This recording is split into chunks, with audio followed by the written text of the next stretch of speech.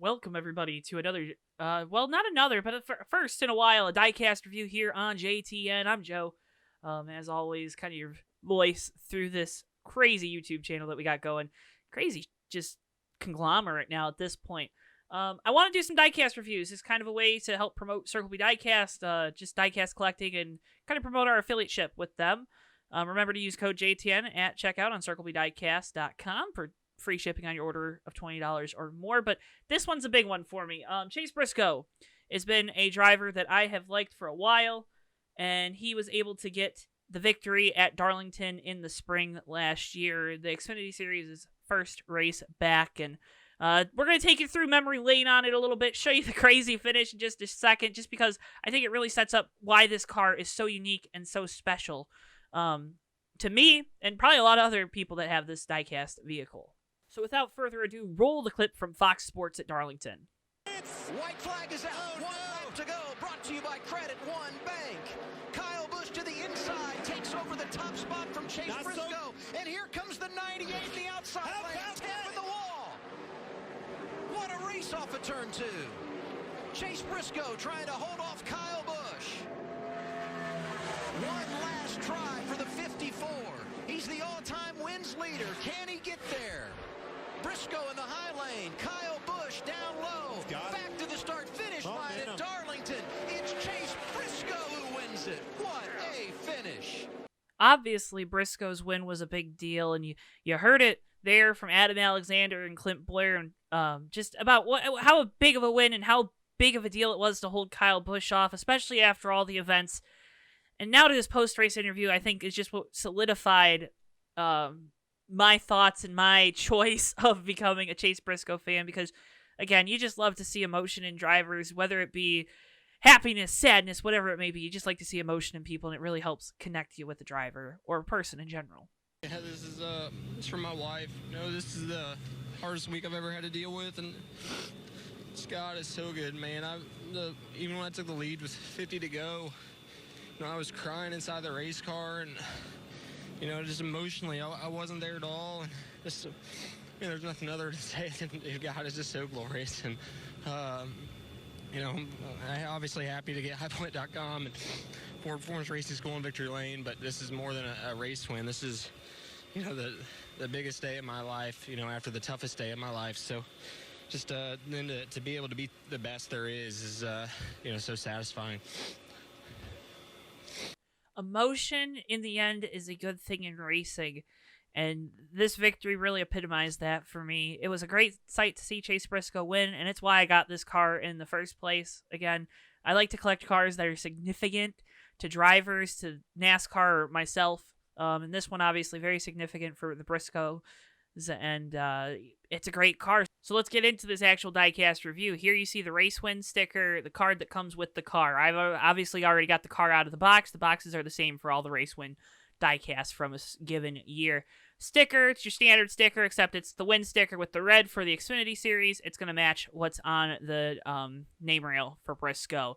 Front of the card has all the race stats, so you see Chase Briscoe, Toyota 200 winner. The date of the race, the time it took, he started in 11th, 147 laps, led 45, and then that ever so small margin of victory there for Briscoe, 8/100ths of a second. Then on the back, if you want to go ahead and pause the video, you can read this, but it talks about the emotional victory being his second of the year, of course, first one with highpoint.com as well on the car, and Ford Performance Racing School on the side, the return to track for the Xfinity Series. So then now let's just go into the normal diecast review. Here you see the car. Of course, I'm dubbing over this, so it's a little different, but I'm going to show you a bunch of different angles of the car, point out some stuff. There you see the tire mark on the side from where Kyle Busch ran into the side of him coming off of turn number 2.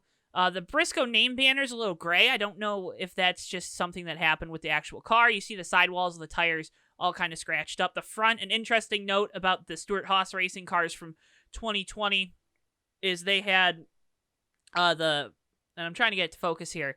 They had the Shelby Cobra logo on the front instead of the Mustang horse in the middle of the grille like the Cindrix car did. Maybe that was the difference in the championship at Phoenix. Who knows?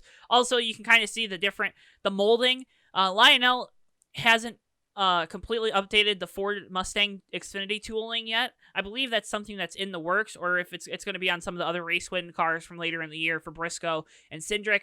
There you see, again, just a better view of the sidewalls of the tires kind of being all scratched off. You see all the associate sponsors. I usually go through them, but I think that's kind of a little repetitive. You guys just want to see all the damage. Window net on these Xfinity molds and all the cars now is just plastic instead of being the fabric. Just a cost-cutting measure. It actually made the diecast a little cheaper for us. We'll talk about the underneath in a second here. Here's the back end. High point, again, the Shelby logo instead of the Mustang on the back. I always love those Ford license plates having the Michigan tabs on them. I think that's a cool touch that they do on the Mustang, and then the 98 on the back. Here you see that good old Darlington stripe up the right side of the race car. Again, the tires absolutely sidewalls gone. Wheels on spinning. Another interesting note about the new cars is that the front axle is one piece instead of having independence or have it so they turn. So they're straight.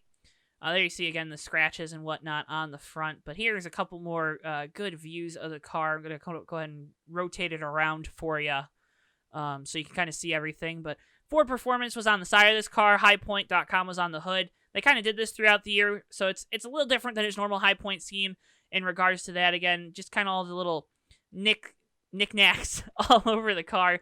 It's an awesome diecast, right? When you buy race win diecast, you want to see things like this. You want to see scratches. You want to see tire marks. Confetti is always a big thing. Before last year, obviously, a lot of victory lane celebrations look different. But this Darlington car was awesome. It's sold out right now in the standard version. If the autograph version is still available on CircleBDiecast.com, I'll put a link to it in the description below. Remember, use code JTN at checkout to get your free shipping on that order. But yeah, it's a really cool diecast. I really like this car.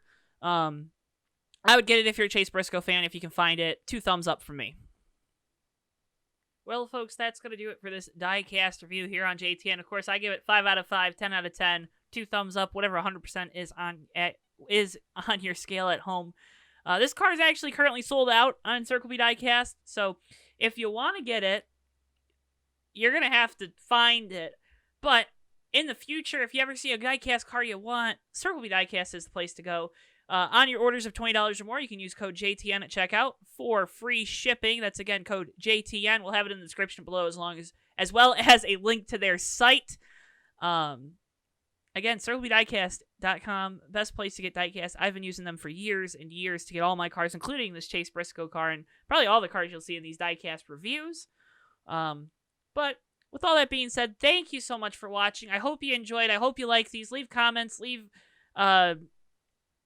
your opinions on the car, as well as any suggestions for the videos on the format. I'd appreciate feedback, as always, for all of us here at JTN, for producer Bristol, for myself, Joe Twansky. Thank you so much for watching this video. Make sure you hit the like button, subscribe to JTN, and again, comment. Tell us what you think about this car and Chase Briscoe and anything in general really diecast related. We'd love to hear it from you. So long for now. We'll see you guys in the next video.